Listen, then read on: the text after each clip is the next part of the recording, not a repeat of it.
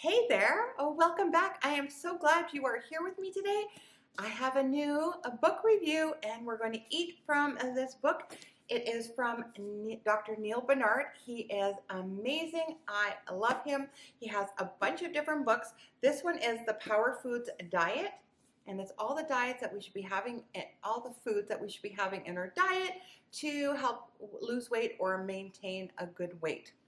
So let me just say a little bit about Dr. Barnard. Now, he is like 71 now, and he's always been an animal advocate, always a plant-based advocate for a whole food plant-based diet, that's the healthiest diet around, which again, also agree. He's also an author of several books. I believe he has 7 or 8. I could be wrong, but at least that many.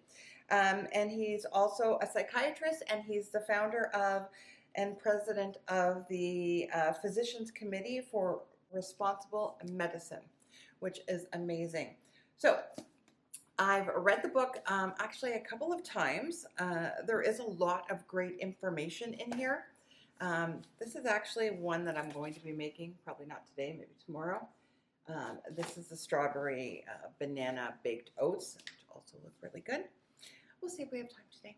Anyway, so he does advocate that some of the best foods for weight loss are, and he has about 6, berries,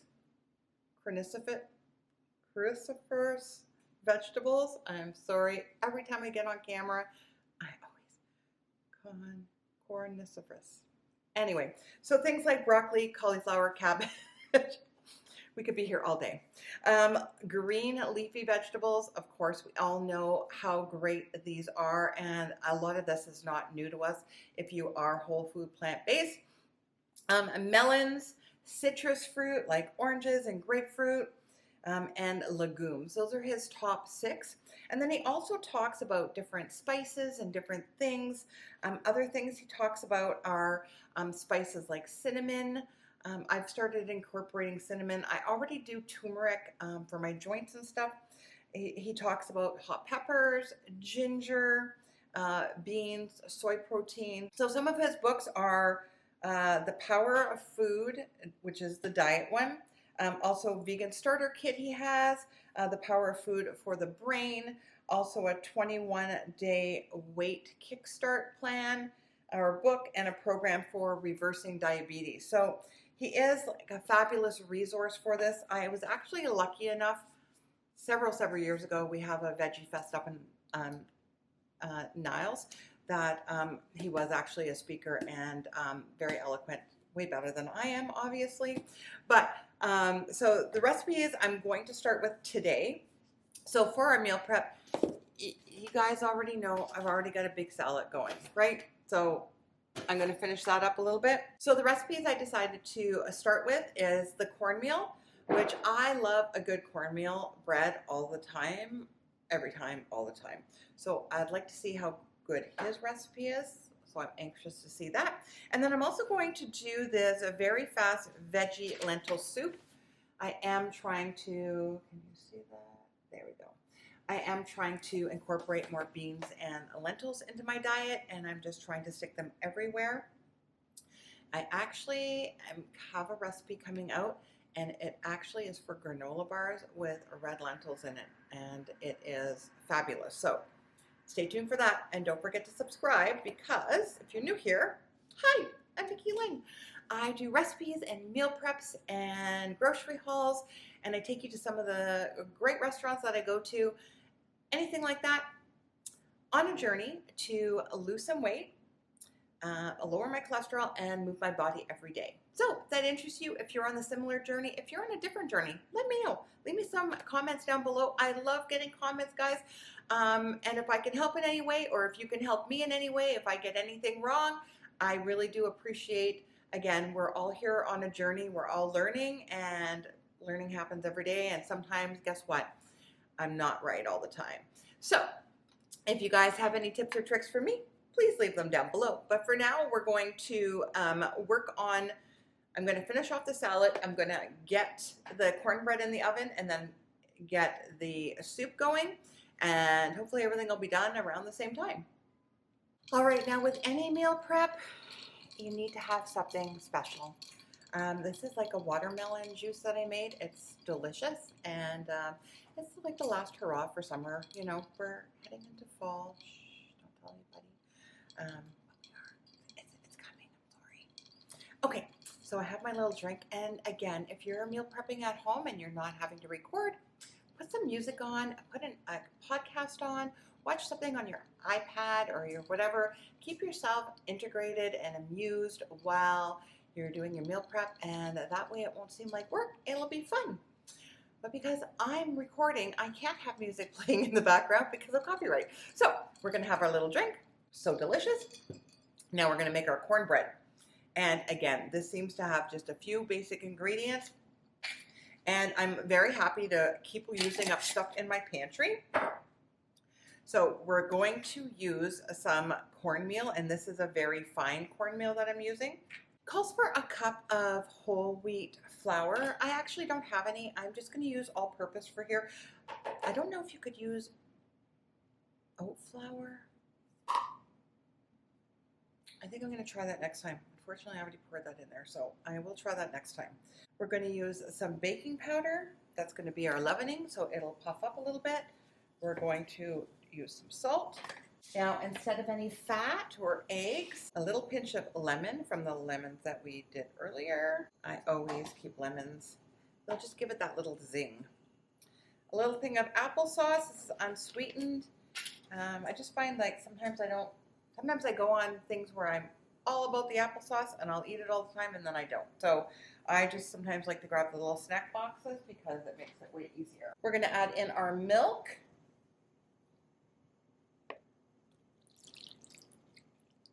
Of course, plant-based milk, and maple syrup. Now, it does call for like 1/4 of a cup of maple syrup. I don't know if that's going to be too much. I think I'm going to do half. Oh, you know what? Okay, I'm going to do what the recipe says.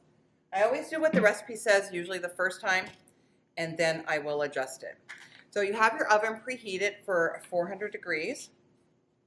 We are just going to mix this up. And you just want to mix it till it's combined. We don't want to overmix it or make it tough. So normally I would put like frozen corn or something in it to give it a more corny taste, but I'm on the struggle bus if I should just put parchment paper in here or if I should grease the pan or just leave it. The way you keep your parchment paper sitting the way you want it is you couple it all up,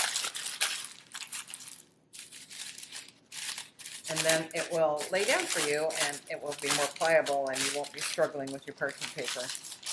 So, and we go. We're just going to spread that out. All right, so we're going to put this in the oven and we're going to bake it for 20 minutes at 400 degrees. Now we're going to put our soup together, and you know what, honestly, so it's a fast lentil soup. I already had lentils cooked and in my freezer. But if you don't have that, you can use canned ones or you can just cook them. Again, I always cook a lot of beans up ahead of time and freeze them in, reusable containers, and it just makes it easy. So when I decided to make this lentil soup, I was like, oh, perfect, I'll just pull that out. And so it's super simple. Again, just like onion, celery, carrots, garlic, your broth, a russet potato, some corn, some broccoli, your lentils, and some tomatoes. And it says for kale. I forgot to buy kale, but I did buy spinach, so I am just going to sub my spinach in for the kale. It'll still be delicious. I also have my own homemade broth. I made another big batch, and I freeze them in these containers, and these are basically a container like per soup, so it's perfect. If you have extra stock left over, I also do them in ice cubes, and then put them in a Ziploc bag, so when I'm sauteing or cooking anything, instead of using water, I use the veggie broth, and it just imparts more flavor into whatever you're making. So this is a super simple recipe. Again, there's nothing too exciting here, to be honest, but I do want to try it. It does seem to be very good. So let's start. So the first thing we're going to do is we're going to cut up our onion, and we just need to dice this. Now, if you have a food chopper or something, again, please feel free to use that. I like the chefy way. Just depends on how I'm feeling. But again, this seems like a very basic soup. Pretty simple. You could also switch it and use like a vegan chicken broth if you wanted, I think. It would be lovely. And I also think that a beef one would be lovely, obviously vegan. So we're just going to chop up our onion. And we want to keep it kind of diced. And I'm going to try not to cry, but I'm already tearing up. I don't know what it is about onions, but they just don't work with me. Anyway. I love one of these pan scrapers or bench lifters, whatever you want to call them. They are lovely. And then it calls for 2 medium carrots. And again, if you've been here before, I keep all of my scraps in this bag in the freezer. And then when it fills up, I put it in my Instant Pot, or you could use a slow cooker or a regular pot on your stove. And you're going to cook it for a little bit, 40, 50 minutes. And strain it, and you're going to have your own amazing broth for basically free. It's free. I mean, you're already using up scraps. You're saving the planet, the way I look at it too. So we're just going to cut these kind of, I like to see mine in bite-sized pieces so I can see them on the spoon. I don't like them too small. Carrots are done. Now we need some celery. And now we're going to do a couple of ribs of celery. And of course, we're going to take the leftover celery and we're going to put it in our soup stock bag. We also need a russet potato, chopped or diced, however you like it in your soup. So that's what I'm going to do.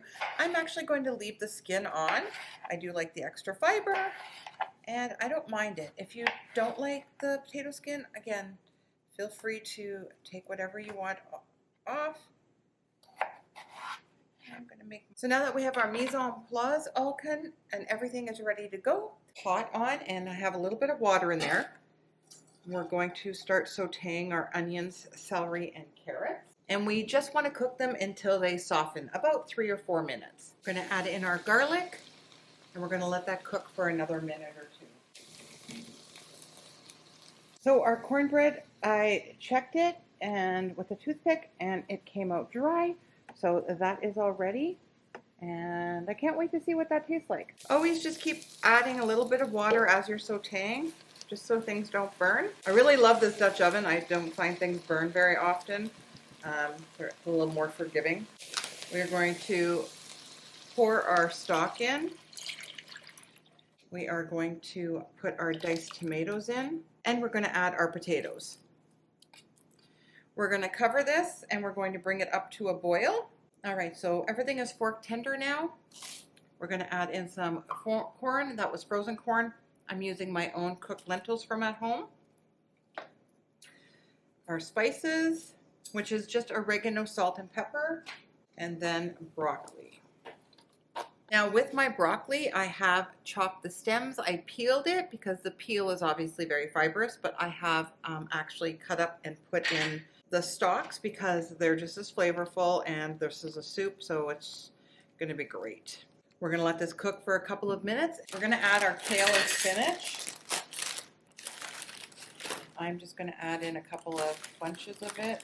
Now you can chop it if you want. We're going to put the lid on and let that simmer for another 4 minutes or until the broccoli is cooked. All right, we're almost done our meal prep. And as I've been going along, chopping up the broccoli, I put them in my salad, so on and so forth. We're going to make a creamy coleslaw.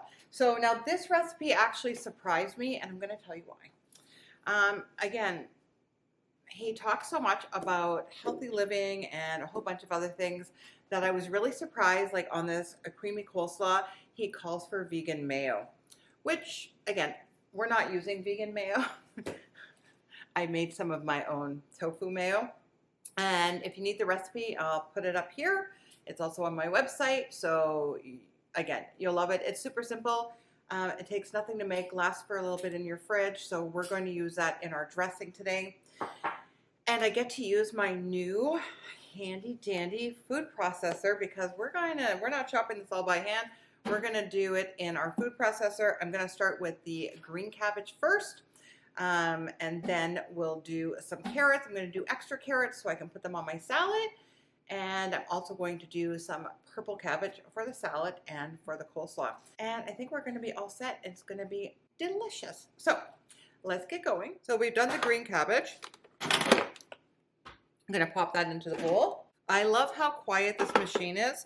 I am still trying to get used to it. It is a little bit different. It has a ton of safety features. So you have to obviously be very careful. So now we're just going to grate a couple of carrots. I do love making my coleslaw in my food processor. It just makes it super simple. We're going to use some of it for the coleslaw, and then I'm going to use some on top of my salad.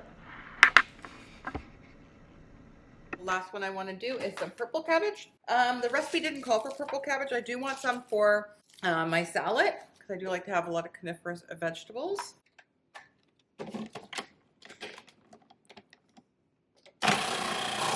Lovely, lovely, lovely, lovely. Again, some purple cabbage on our salad, and then I'm going to put purple cabbage in our coleslaw. That was so much easier than having to shred all that by hand, don't you think? Look at that. And the salad is gorgeous again. All right, so now we're going to make the dressing for the coleslaw. And I think I'm going to double it because I think I have more than what the recipe calls for when it comes to cabbage. So in our dressing, we're going to start with 1 tablespoon of apple cider vinegar, a little bit of agave. The recipe will be down below. We're going to give it a little squeeze of Dijon mustard and some celery seed and some dill. And now we're going to do our mayonnaise, and it says 3 to 4 tablespoons of mayonnaise. So I just made this. It's delicious. Give it a good whisk. Dressing into our salad. And now we're going to mix this together. And it does need to sit, let the flavors meld. Let's give that a try. Now give your coleslaw a try and adjust any flavorings. So this is the cornbread. I have sliced it up. I am going to give it a try. I was actually concerned. I thought I would have preferred like some cream corn in there or a little bit of corn niblets or something. I don't know. But let me give this a try and I'll let you know. It actually is pretty good. I think it'd be really good dipping with that soup that we made. Definitely dip. You can't go wrong with dipping, and that soup is delicious. So I hope you guys give this one a try. All right, meal prep is over. Look what we have. We have our coleslaw, we have our big salad, we have our big pot of soup, and we have our cornbread. All right, meal prep is over. Look what we have. We have our coleslaw, we have our big salad, we have our big pot of soup, and we have our cornbread. All from Dr. Barnard's new book, Power of Foods Diet. All right, good morning. We are on our next recipe in the Power of Food Diet book. And I'm going to make this strawberry banana breakfast bake. So it's like an oat bake, baked oats. And it looks, again, pretty easy. I have some frozen strawberries that I've defrosted and chopped because I saved the last of my fresh ones to garnish. I only have 2 bananas, and it calls for 2 mashed bananas and then 1 for the top. I'm going to keep 1 for the top, but I am going to add some extra applesauce to make up for the banana. Again, we're just working with what we have. And again, it's super simple. You're going to start with your flax egg. So I have my container. And again, probably like every week, I am grinding up my flax seeds to make my flax flour, flax meal, whatever you want to call it. So we're doing 2 tablespoons. And then we're going to add in 1/4 cup of water, stir it, let it sit for about 5 minutes so that it gels and becomes like your flax egg. Now the first thing we need to do is mash our banana. I'm just going to use a fork. Now I love baked oatmeal, especially in the winter. I mean, you know, guys all know I do my overnight oats pretty well all the time. But I do love baked oats. Especially in the fall because I like to make my pumpkin one and, you know, apple, kind of like an apple pie one. So now that's all very well mushed. We're going to add in our applesauce, add vanilla, add in your milk, give that a whisk to incorporate it, add in your oats, your baking powder, and your cinnamon. We're going to add in our strawberries, and we're going to give that a stir. Combine that, let the oats kind of soak for a couple of minutes. Oh, and don't forget your flax egg. Mix it again. Take your mixture and pour it into your pan evenly. Spread your mixture. Try to make sure your strawberries are kind of evenly dispersed. Now we're going to top with some banana and then top with just your sliced strawberries. In the oven it goes for 25 minutes. Look how beautiful that strawberry banana bake is. I can't wait to dig into that. We're at the end of our week and just coming back to discuss my findings and how I feel about Dr. Barnard's Power Food Diet. I really enjoyed it. Now, I did forget in my intro that Dr. Neil Barnard has provided all the informational facts in here, but the recipes were actually done by Dustin Harder and Lindsay Nixon. You can see it up there, so I'm sorry about that. But the recipes are really good. Again, very simple, very easy to do. So if you're starting your plant-based journey and you're looking for those power foods that you want to include in your diet every day, then this is a great book. You need to try it out. Don't forget, we have a Facebook group, and you want to come join us. We have some fun there. We share recipes. We just support each other, and if anybody has questions, we're always there. Somebody's always there to help answer them. So until next time, guys, this is Vicki-Lynne signing off, and we'll see you in the next one.